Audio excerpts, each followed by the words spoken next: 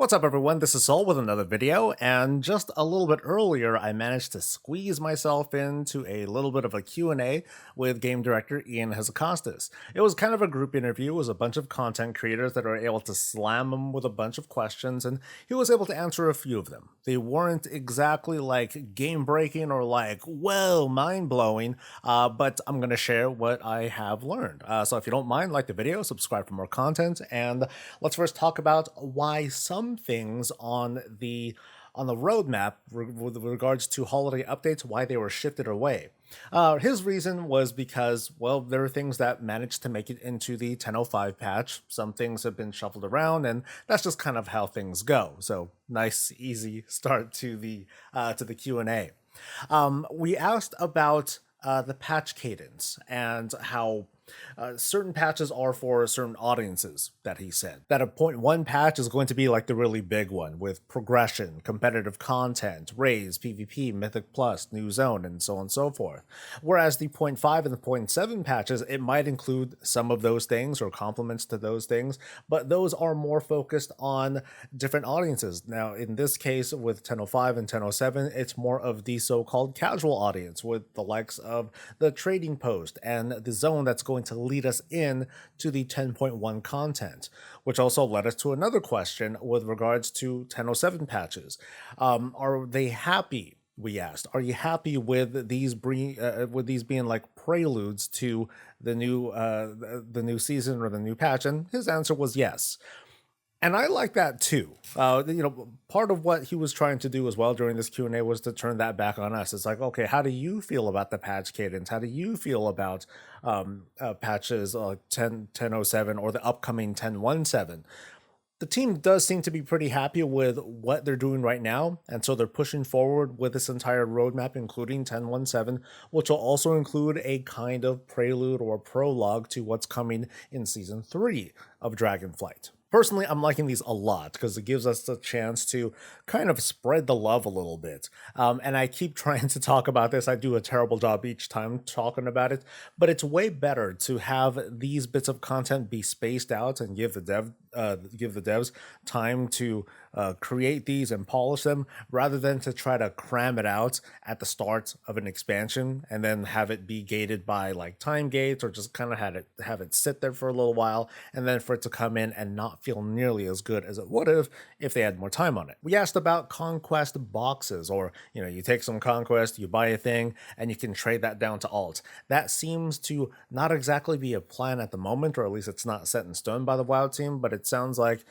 based on previous seasons, it's something that'll probably come during these last couple months of the season via hotfix. Someone had asked about the primordial stones and what the intentions are, or to just kind of clarify where they stand in the age of a season and what's going to happen in the next one. And so Ian clarified that this ring is going to feel pretty good as current content. So in 10.07, if you're playing right now, it should feel like an upgrade with the different effects and utility that you'll be able to get out of it. Now, when Season 2 comes along, the ring, which will have a maximum item level of 424, that's something that's going to be around the, I believe, normal item level of the upcoming raid. Now, Mythic Raiders are most definitely going to have this replaced because they're going to have like item level, I believe, 450 rings that are going to have some very powerful secondary stats, and the ring does not have any secondary stats. So there's going to be that line to draw where the secondary stats are going to be better than whatever effects that the ring would offer. Now, the team is going to keep an eye out on things, and if there are situations or scenarios where a certain ring combination is going to feel even better than a heroic or a mythic ring, that's when they're going to step in and probably knock the 10.07 ring down to something more manageable, so that way it feels good getting an upgrade. Someone had asked about affixes and why affixes feel frustrating, like why can't affixes feel more like a bonus, like something more fun.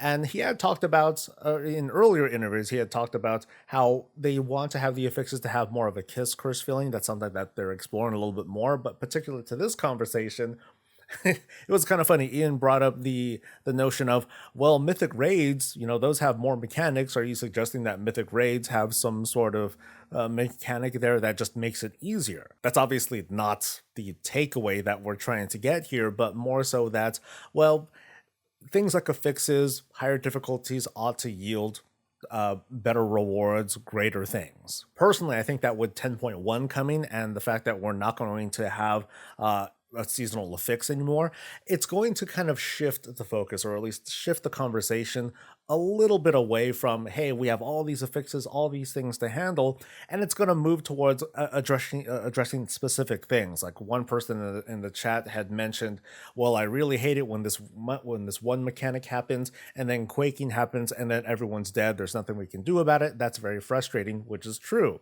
So at least the way I see it, let's address that part, leave everything else be, and then just kind of tweak and repair things as we go, through testing and everything. As for things being more hard or more frustrating, again, 10.1 is going to take an entire thing out. We're not going to have a thundering affix. We're not going to have an equivalent to that. We'll just have to deal with, a fortified tyrannical plus the level 4 and a level 7 affixes. But with a couple months left, we're going to have a lot of conversations about what kinds of affixes are we going to expect, what sorts of combos might we see, and then we'll respond from there. The Hall of Fame, as we know it, is going to end. That seemed to be a more or less confirmed thing from Ian, that between Horde and Alliance, it's not going to be a separate thing anymore. It's going to be a single unified Hall of Fame. But as for how many spots there are going to be, whether it's 100 spots, 200 spots, don't know quite yet. Race and class combinations were something that took up a little bit of time. Ian said that, well, they do want to, in fact, eventually get to a spot where everyone can be everything. He even hinted that hey, maybe the Drakthir should be able to swing a sword or cast a spell that's like a Frostbolt or something like that. But also that with regards to things like monks and other, I guess, easy class combos, they're okay with just having it introduced in the past, like, hey, let's just make it a thing. They can now become monks. They just went to monk school or mage school, and like that was it. But there are other kinds of race class combos that they want to be very careful of. They want to kind of ease people in, or otherwise they want the story to be told. Ian told a quick story, made up story, by the way, about how, hey, maybe there's a certain goblin, how they might not accept the lifestyle of what a goblin normally is, and they decided to take up druidism. So that would be a way to ease that in. Now, it sounds like since he was very specific on that there are several reasons why to not just instantly, have a patch, boom, everyone can be a druid. Part of it is because it would just take a while to allow for a race class combo, not just for druids, but you would need to have druid forms and things like that. Art would need to play a factor in as well. So I'm willing to accept that whole idea of, hey, let's kind of ease things in before we allow Mechanome demon hunters to be a thing. But eventually, if that's the end point, sure, why not? And the last really big chunk of the conversation was around cross-faction stuff. Why don't we have more? What are the technical limitations, and so on and so forth. A lot of what Ian said were things that were already said before, that there are numerous quests that technically are Horde only or Alliance only. They need to overcome those sorts of barriers.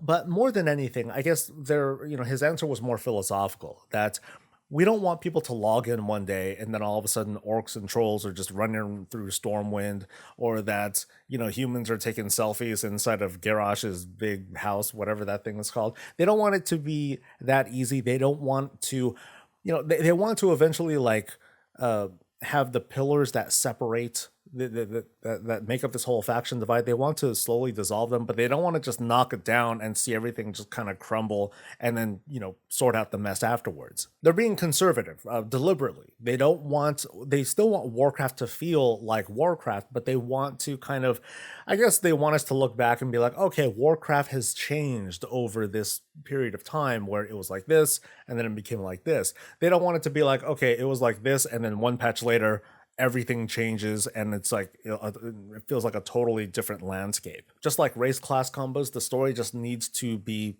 told, where at least as of right now, the story that I'm gonna at least tell myself is that, while we have some alliances, or I'm sorry, some team ups between, the Horde and Alliance, guilds are a cut above the rest, and they have been more than willing to work together to fight for a common cause throughout every expansion, and now it's just becoming more of a thing. But what's happening in 10.1 is just one step out of many, where we are eventually going to get to that period where it's no longer going to be an opt-in to do cross-faction stuff, where it's not going to feel as jarring or awkward, and then it's just going to be like a natural thing until you turn on war mode and then you want to still kill each other in the face. So that about sums up what happened in the Q&A. Like I said, nothing that was really mind-blowing, but it was pretty cool that Ian reached out to content creators and wanted to get us all together to just slam them with a bunch of questions.